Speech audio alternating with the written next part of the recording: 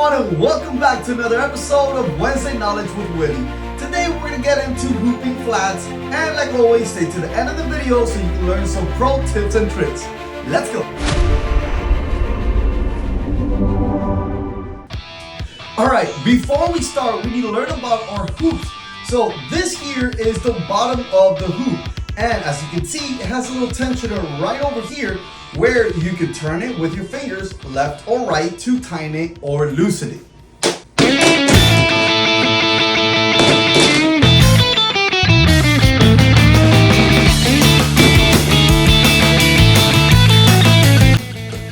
Then you have your top hoop.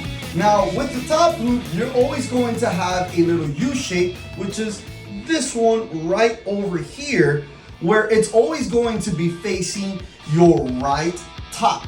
And always remember that this part right here goes facing down. Last but not least, we have our bracket arms, and they both have two screws, which are the ones that get tightened up once it's on your machine. And you also have these little lock mechanism here for your flat hoops. A quick tip that I have for you: before you place the bracket arms on your machine, what I like to do is I like to grab a flat hoop with nothing, just a top, and you're gonna lock it in first, just like this, and make sure it's nice and tight. Now when you put it on your machine, it's gonna be a whole lot easier, and you can find the center very quickly. Alright, now let's get to the fun part, which is actually hooping a shirt, or in this case, a polo. The first thing I like to do is I like to grab the bottom of the hoop, and I always like to face the tensioner towards me, because once it's already on the machine, if I have to make any minor adjustments to the tension, then it's going to be easier for me to do so instead of having to go back in there and mess around with it. Now there are a bunch of different ways and processes to hooping flat. I'm going to show you first the way that I do it now, but I'll be completely honest with you, it took me a very long time to perfect it because it is eyeballing it. Bombastic side eye. Criminal offensive side eye. But I did try all the other different processes beforehand, so that's how I got to this level. Alright, the first thing I like to do is grab the bottom of the hoop and place it inside of the polo. Once you have the bottom of the hoop inside of the polo, you can eyeball it to find the center, or you can use your index fingers and your thumbs and kind of mark the hoop so you can see where it lands. Or you can also use all of your fingers. For example, for this shirt, which is a large, I use 4 fingers. So I would have 4 fingers from the collar and 4 fingers from where the seam of your hand starts. If it's a small, I'll probably use 3 fingers. If it's an extra small, I'll use 2 fingers. Or if it is an extra large, then I'll probably just use my whole palm. But there are other ways that you can be a little bit more precise. For example, you can use a ruler with a chalk and you can mark the center. Or you can buy something which they actually sell on Amazon. You just put it over the shirt and it tells you where the center should be. Now let's move on to the next step, which is your best friend for embroidery, but probably your worst enemy for hooping, which is your stabilizer. Because once you try to put the stabilizer in there, your center kind of shifts around a little bit. So you probably want to do the same thing if you are eyeballing it. Use your thumbs and your index fingers and try to find the center, or use any of the other ways that I mentioned before. Alright, so now let's go ahead and put the stabilizer inside. Now there is a tip that I have for you, and it's always have the stabilizer that's bigger than your actual hoop so it can cover the hoop, and that way you can minimize any registration loss. So as you can see right now, my center is kind of going off, and that's fine because I have to put the stabilizer inside. So I'm going to go ahead and do it as neatly as I possibly can, and it should stay around the same area. Now the next thing I'm going to do is I'm going to use my fingers, and I'm just going to mark my hoop one more time so I can see where I'm at.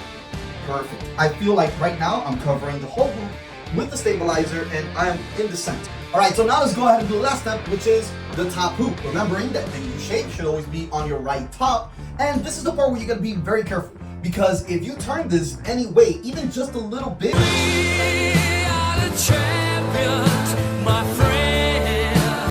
your design will come out crooked. So just make sure it's as straight as you can possibly get it, okay? Now, before I do anything, I just place it on top. That's all I do. I just place it on top, and now I want to make sure that I'm on the center. Now, the next thing I do, once I can confirm that, I'm going to use my fingers first, because I have more pressure with my palms when I'm pushing down. So I'm going to use my fingers and just put the top area.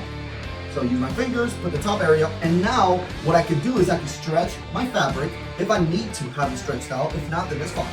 So I'm going to go ahead and stretch it just a little bit. And once I feel like I'm good to go, I'm gonna center my fabric is stretched, I'm gonna use my palms, and I'm going to lock it in. Now there are two last things that I do before putting it in the machine. One of the first things that I do is that I double check myself. So what I do, I grab from seam to seam right on your shoulders, and I look at it and see if it's straight or not.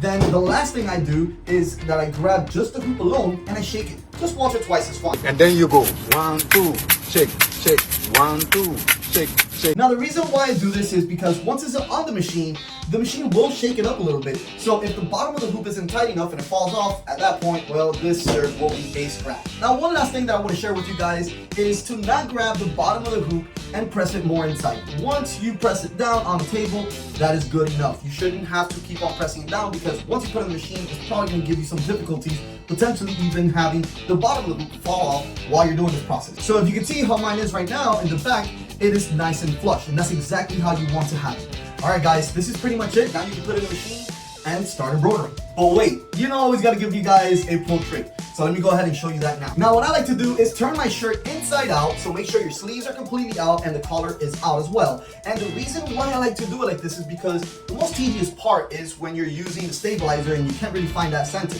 So by doing it like this, your stabilizer will be on top instead, and it's a lot easier to get it in the center and to be able to cover the whole hoop. So we're gonna do everything in reverse now.